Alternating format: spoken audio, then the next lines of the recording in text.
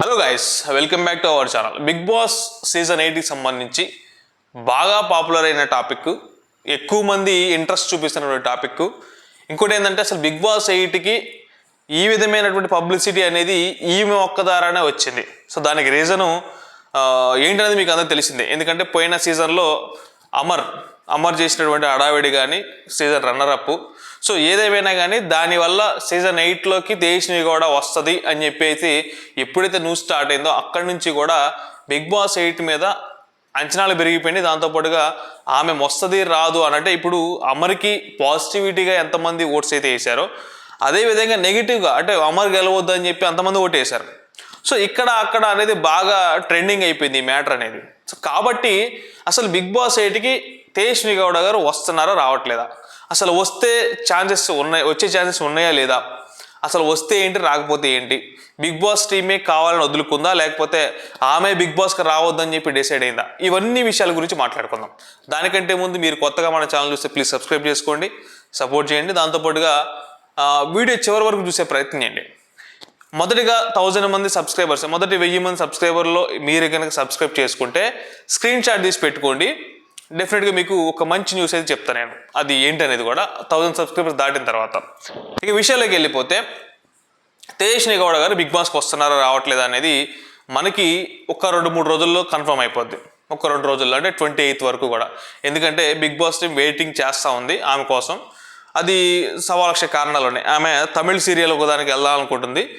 లేదు అని అంటే రెమ్యూనరేషన్ విషయాల్లో ఒక సందిగ్ధంలో ఉంది. అంటే రెమ్యూనరేషన్ అనేది చాలా ఎక్కువగా డిమాండ్ చేస్తుంది. సో దానికి రీజన్ ఏంటంటే ఇక్కడ 2 రకాల రీజన్స్ ఉండొచ్చు. ఎందుకు అంటే ఇక్కడ బిగ్ బాస్ 8 అనే దానికి ఎక్కువ బజ్ రావడానికి తేజస్వి గౌడ అనే టాపిక్, అమరు ప్లస్ తేజస్వి గౌడ అనే టాపిక్ బాగా ప్లస్ అయింది కాబట్టి దాన్ని మనమే క్యాష్ చేసుకుందాం అనే పాయింట్ ఆఫ్ వ్యూలో అయి ఉండొచ్చు. లేదు అంటే ఎంత తేజస్వి ఫ్యాన్స్ మీరు ఒకవేళ అట్టైనా కానీ నేను చెప్పాల్సిన మ్యాటర్ చెప్తున్నా. అమర్కి రావాల్సినటువంటి నెగిటివిటీ అనేది ఎంత పాజిటివిటీ ఉందో దానికన్నా మించిన నెగిటివిటీ అనేది సీజన్ 7లో వచ్చింది. కాబట్టి అదే నెగిటివిటీ అనేది అంటే అగెయినెస్ట్గా ఉన్నటువంటి పాజిటివ్ ఆర్ నెగిటివ్ అంటే అగెయినెస్ట్గా ఉన్నటువంటి ఎవరైతే ఆడియన్స్ ఉన్నారో వాళ్ళు మళ్ళీ సీజన్ 8లో కూడా తేజస్వికి యాంటీగా ఉంటారు అన్న కాన్సెప్ట్ అయి ఉండొచ్చు. లేదు అని అంటే అక్కడ నిజంగా జెన్యున్గా ఆమెకి తమిళ సీరియల్ ఆఫర్ అయి ఉండొచ్చు ఒక పాయింట్. లేదు ఆల్రెడీ మనకి సీజన్ 7లో మనం అంతా ప్రెజర్ ఫీల్ అయి ఉన్నాం కదా, మళ్ళీ వెంటనే సీజన్లోకి వెళ్ళి మళ్ళీ అంతకు ఆ హీట్ని ఇక్కడ పెట్టించుకోవడము, ఈ సీజన్ అయిపోయిన తర్వాత నెక్స్ట్ సీజన్కి అవకాశం ఉంటుంది కదా, తర్వాత సీజన్లో ఎప్పుడైనా వెళ్ళొచ్చు కదా అనే పాయింట్ ఆఫ్ వ్యూ అయి ఉండొచ్చు. ఇదొకటి. అసలు వాస్తవంగా బిగ్ బాస్ 8కి ఈమెకి వీళ్ళిద్దరి మధ్య జరిగిన ఇష్యూ ఏంటంటే, ఇష్యూ అని కాదు, ఆల్రెడీ బిగ్ బాస్ హౌస్లోకి వెళ్ళాలంటే సమ్ కాంట్రాక్ట్ ఇష్యూలు ఉంటాయి. వాళ్ళు ఎంత అడుగుతారు, మేము ఎంత ఇస్తామని చెప్తారు. కానీ ఇప్పటి వరకు బిగ్ బాస్ చరిత్రలోని ఏ కంటెస్టెంట్ కూడా అడగనటువంటి రెమ్యూనరేషన్ని తేజస్వి గౌడ గారు ఎక్స్పెక్ట్ చేశారు. అంటే ఆమె వీక్కి దగ్గర 7 to 10 lakhs వరకు కూడా ఎక్స్పెక్ట్ చేసినట్టుగా ఒక న్యూస్. అది ఎంతవరకు నిజమో కాదో తెలియదు కానీ వాస్తవానికి ఉన్న న్యూస్ అది. సో బిగ్ బాస్ టీం అంత ఇచ్చుకోవడానికి రెడీగా లేదు. ఎందుకంటే అంత ఇచ్చిన తర్వాత అయినా ఈమె హౌస్లోకి వచ్చిన తర్వాత ఆ విధమైన కంటెంట్ ఇవ్వకపోయినా సేఫ్గా ఆడినా కానీ, అంటే ఎందుకంటే ఇప్పుడు ఆల్రెడీ అమర్ ఫ్యాన్స్ ఎట్లాగో తేజస్వి గౌడ గారికి ఫ్యాన్స్కి ఓట్లు వేస్తూనే ఉంటారు. ఇప్పుడు అమర్ ఫ్యాన్స్ మొత్తం కూడా తేజస్వి గౌడ గారికి ఓట్లు వేస్తారు. ఆమె మినిమం ఈజీగా టాప్ 5 వరకు కూడా వెళ్ళగలుగుద్ది.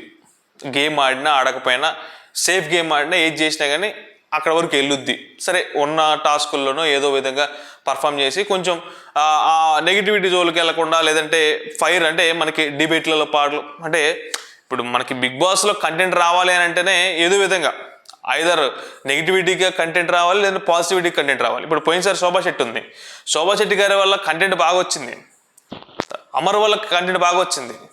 కానీ వీళ్ళిద్దరు ఏమయ్యారు, కొంచెం బయట బిగ్ బాస్ ఆడియన్స్లో కొంచెం విలన్స్గా మారారు.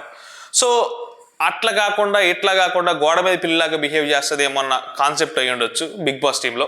లేదు అని అంటే ఆల్రెడీ బిగ్ బాస్ 8కి రావాల్సినటువంటి బజ్ అంతా కూడా ఏం వల్ల వచ్చింది.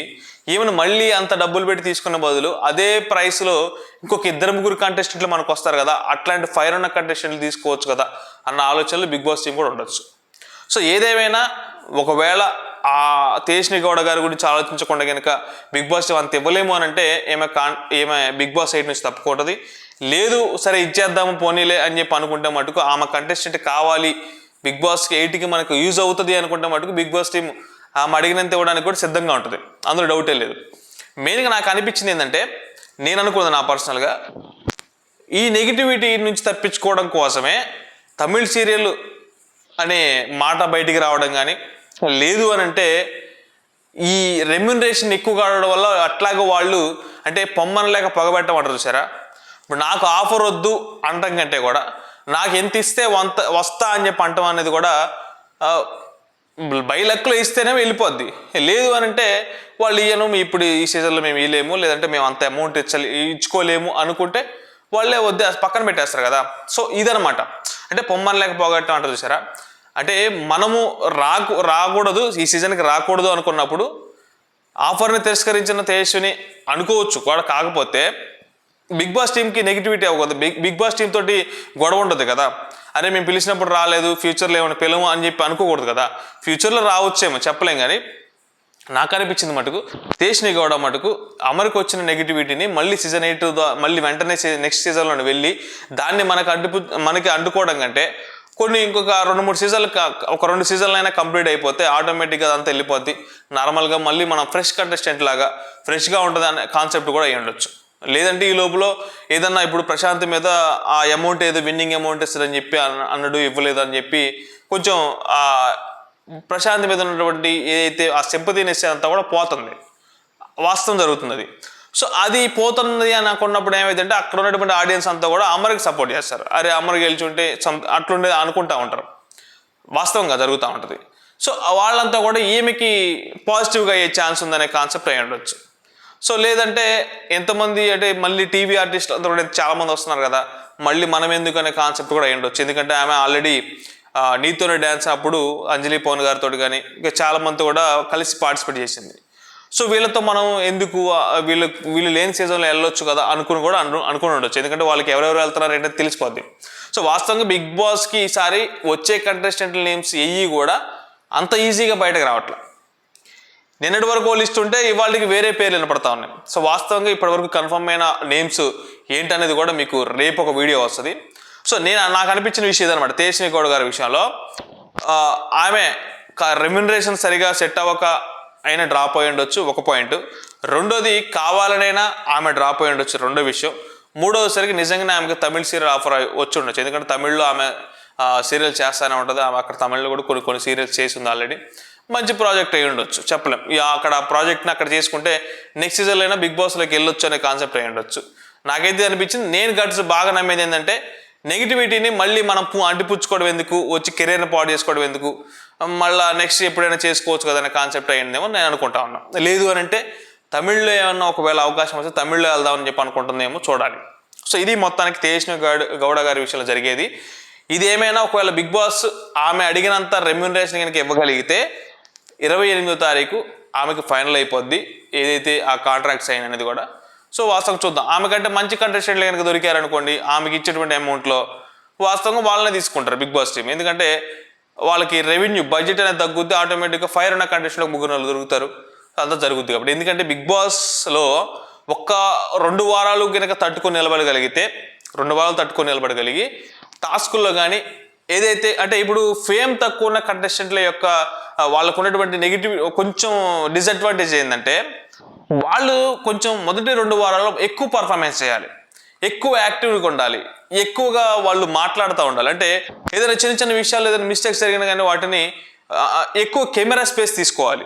సో ఇదంతా చేసుకున్నప్పుడే వాళ్ళు 2 వారాల గండం గడిచారు అని అంటే 3వ వారం నుంచి మంచి కంటెస్టెంట్ అవుతారు. ఇక్కడ పోయినసారి యావర్ పరిస్థితి, యావర్ని వాస్తవంగా ఎవరైతే మనకి ఒక 2 కంటెస్టెంట్లు ఫస్ట్ స్టార్టింగ్లో ఎలిమిట్ అయ్యారు. రాతోడు అని ఒక ఆమె, అంతకుముందు ఒకళ్ళు ఫస్ట్ వీక్ ఎలిమినేషన్ లేదు, సెకండ్ వీక్లో ఆమె ఎలిమిట్ అయింది. థర్డ్ వీక్ యావర్ అయిపోతారు అనుకున్నా, కానీ థర్డ్ వీక్ నుంచి యావరు అంటే రిటర్న్ మాట్లాడడం అంటే ఆపోజిట్గా గట్టిగా డిబేట్ చేయడము మాట్లాడడం అన్నీ చేయడం వల్ల యావరికి తీసుకువెళ్ళి టాప్ 4లో కూర్చోబెట్టారు. అట్లాంటి కంటెస్టెంట్లని తీసుకోవడానికి కూడా అవకాశం ఉంటుంది. సో ఇవన్నీ కూడా బిగ్ బాస్ టీం ఆలోచిస్తుంది. వాస్తవంగా బిగ్ బాస్ టీంకి యాడ్సప్ చెప్పాలి. ఎందుకంటే చాలా టైట్గా నేమ్స్ లీక్ కాకుండా చూసుకుంటా ఉంది చాలా వరకు కూడా. మ్యాక్సిమం అంటే మ్యాక్సిమం నేమ్స్ లీక్ కాకుండా చూసుకుంటుంది. సో ఎంతకైనా కానీ లాస్ట్కి ఏవీలో డ్యాన్స్ ప్రోగ్రాంలు ఇవన్నీ జరుగుతూ ఉన్నప్పుడైనా బయటకు వస్తూనే ఉంటాయి నేమ్స్, ఆ కంటెస్టెంట్ ఎవరు అనేది కూడా. సో రేపు లేదా ఎల్లుండి కన్ఫర్మ్ అయిన కంటెస్టెంట్లో ఒక 20 మంది పేర్లు అయితే మీకు ఒక వీడియో అయితే కంపల్సరీ ఉంటుంది. సో నేను చెప్పిన టాపిక్ మీకు నచ్చుంటే మటుకు వీడియో లైక్ చేయడం మర్చిపోకండి, ఛానల్ సబ్స్క్రైబ్ చేసుకోండి. Thank you very much. మీకేమనిపిస్తుంది ఈ టాపిక్లో, మీకేమనిపిస్తుంది అనేది కూడా కింద కామెంట్ చేయండి.